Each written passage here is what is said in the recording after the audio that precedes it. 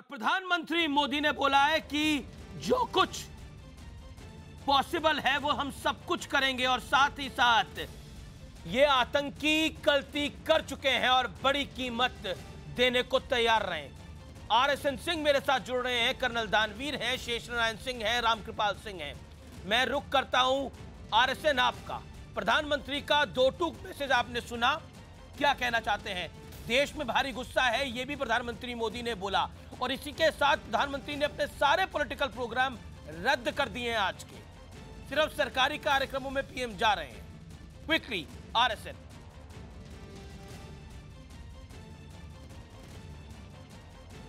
नहीं, देखिए, पाकिस्तान ग्लोबल जिहाद का एक सेंटर बन चुका है। अगर आज की खबर देखें आप तो सऊदी प्रिंस सलमान वहाँ पे आ रहे हैं और उनके साथ 235 मेंबर एक कॉन्टिजेंट आ रही है। ये जिसको ये military anti terrorism military Islamic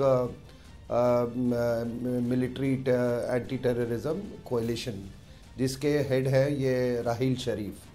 तो आप देखो कि पाकिस्तान जो कि इस्लामिक कंट्री है, वहाँ एक सबसे बड़े अहम इस्लामिक कंट्री का जो अभी वर्चुअली जो मुखिया है वो खुद सेफ नहीं है और एक मल्टीनेशनल फोर्स उसको प्रोटेक्ट करने आ रही है।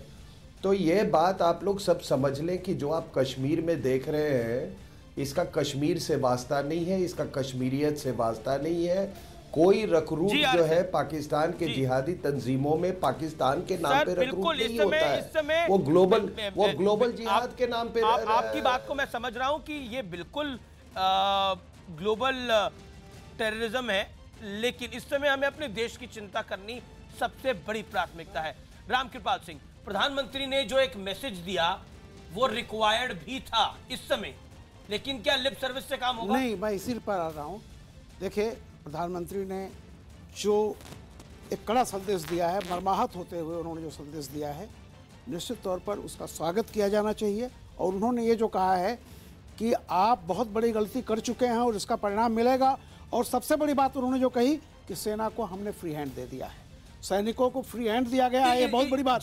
और देखिए, महत्वपूर्ण दर्जा एमएनएफ वापस लिया नहीं लिया वो मेरे लिए इसमें महत्वपूर्ण नहीं है। आगे की बात मैं कर रहा हूँ।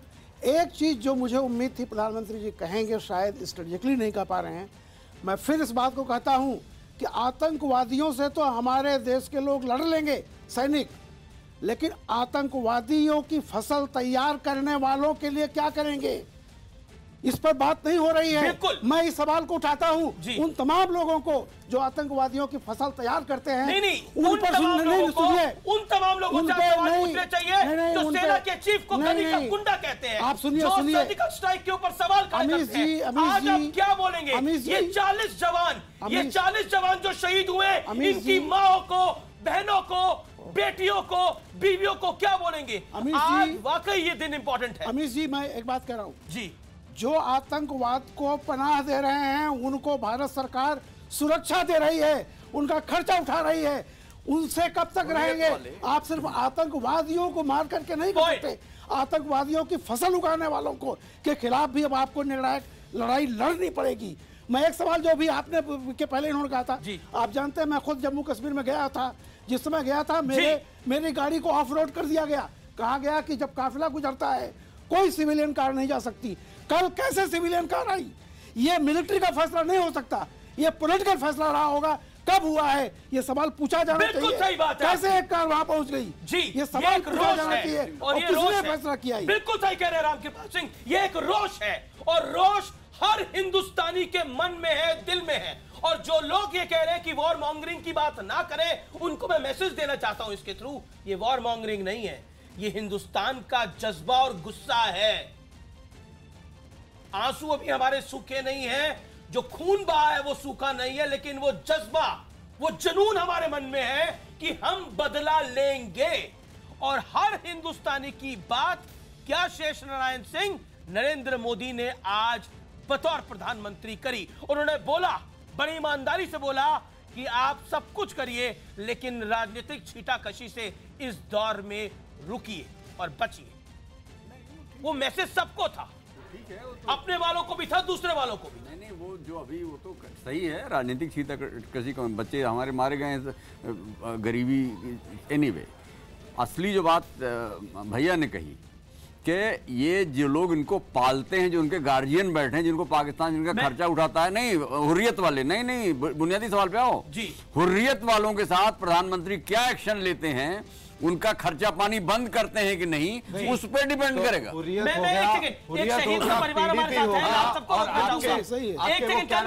नबी आजाद भी तो होगा जो पार्लियामेंट में क्या कर रहे थे। रुकिए, मेरे साथ एक शहीद का परिवार साथ में है, भवानी सिंह हमारे संवाददाता वहां पर है।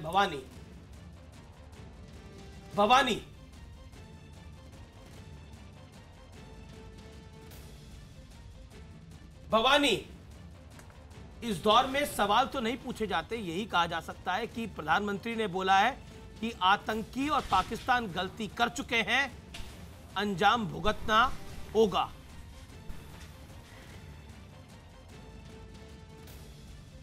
लगता है भवानी तक आवाज नहीं जा पा रही। मैं संजय के पिता, जो शहीद संजय हैं पटना से, उनके पिता महेंद्र हमारे साथ इस समय हैं।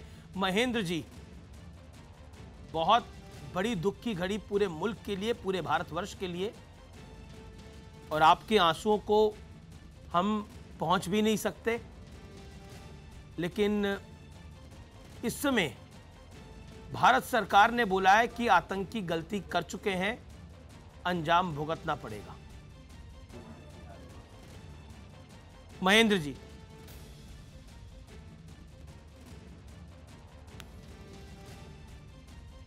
महेंद्र जी, आवाज मिल रही है आपको मेरी?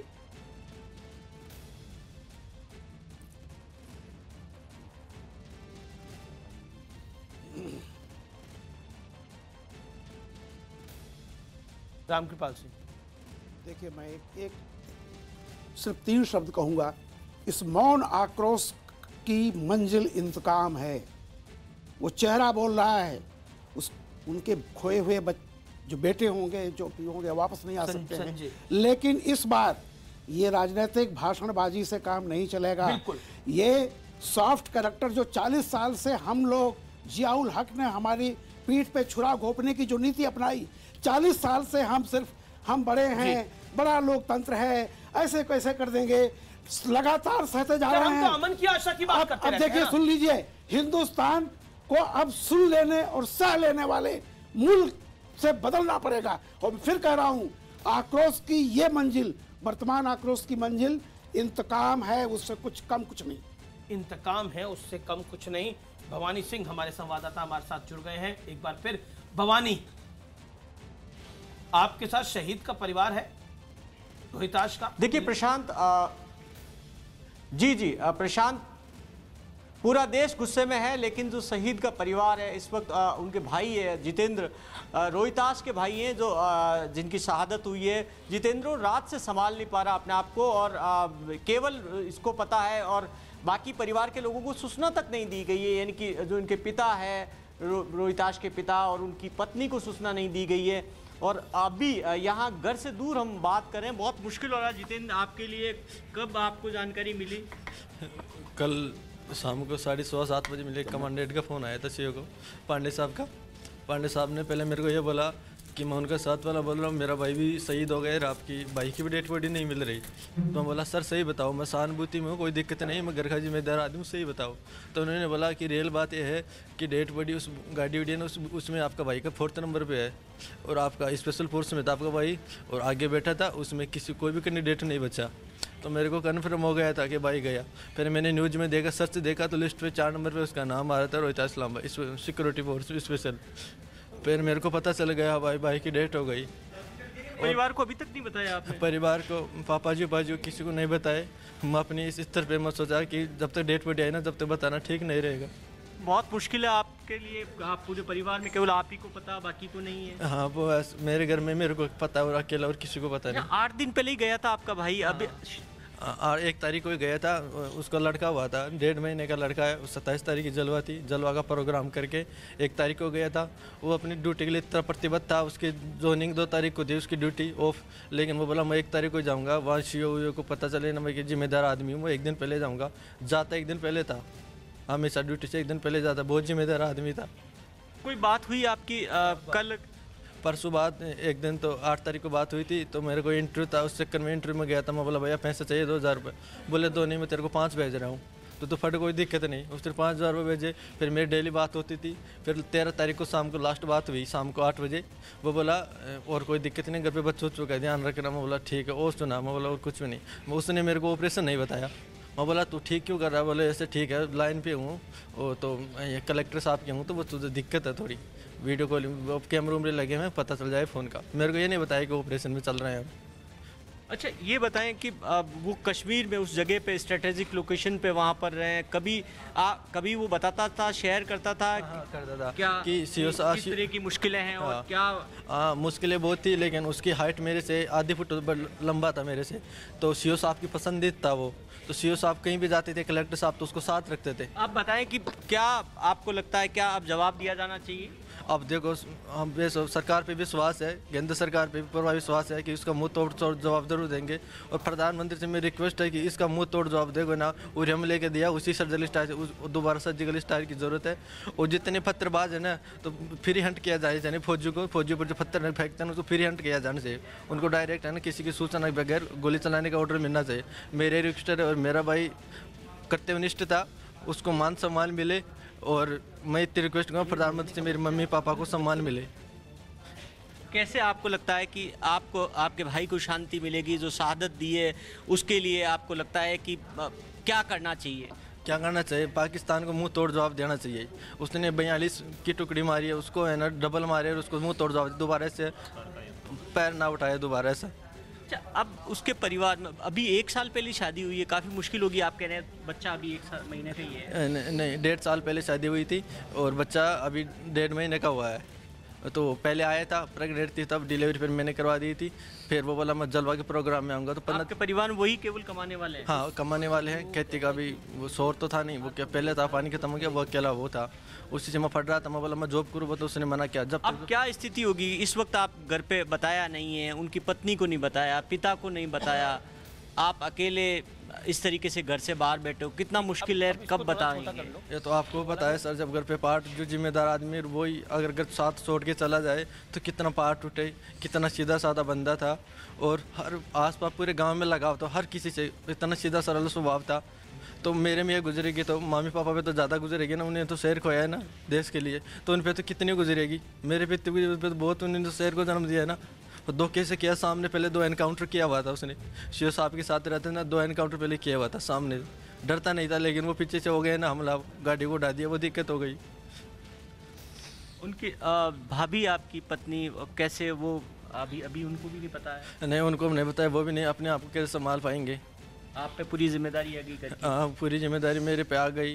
और जिम्मेदारी तो लेकिन देश को लेकर आप कहेंगे बहुत कर्तव्यनिष्ठ थे वो, मतलब उनमें ये भावना थी, जज्बा था देश के लिए लड़ने का। देश मेरे को ले भी मिलिट्री के लिए ना फोर्स करते कि तू इसमें आ, तू इसमें आ। कई बार जीडी में 1 नंबर से रह गए, तो अब 2 बार भी 22 तारीख की मेरे एग्जाम है, तो उन्हें फोर्स करा कि तू जीडी की तैयारी कर। कोई दिक्कत ये नहीं कहता था कि मैं भी हूँ तू भी इसमें आ जा, ऐसा नहीं था। बोलता तू भी इसमें आ, देश की सेवा के लिए। सदमा ज़रूर लगा परिवार को, लेकिन आपको गर्व है भाई की शहादत पर, देश के लिए शहादत दी है। मेरे गांव को और मेरे परिवार को सबको शहादत पे है, लेकिन फिर भी पार्ट उड़ता है तो थोड़ा गम होता है। पूरा आपका गांव